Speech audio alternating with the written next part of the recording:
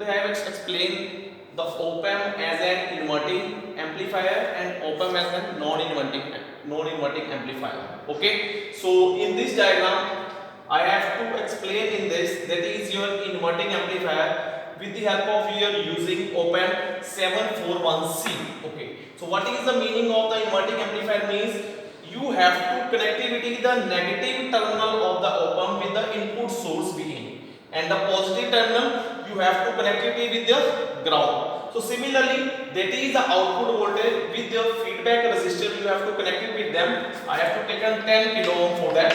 Okay, so that is to calculate the value of V0. V0 is equal to minus RF divided by R1 into Vin. So you have to calculate practically as an inverting amplifier output voltage by using this diagram on the practical kit, and then I have to say you have to performing as a non-inverting. So firstly, that is some positive VCC, negative VB, and that is the number of resistors that is connected between the op-amp. So same output voltage I have to explain in the practical kit. Now see your practical kit.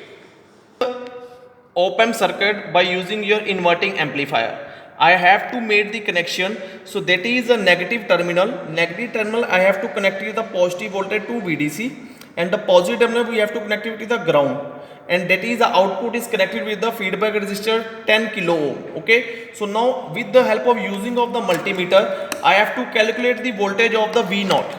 Okay, so what is the V0? V0 according to the diagram, that is the minus RF divided by R1 into V in. Minus RF, that is a 10 divided by 5, 2 into V in, that is a 2. That approximately minus 4 voltage you have to calculation, because so that is we are using the multimeter in this diagram.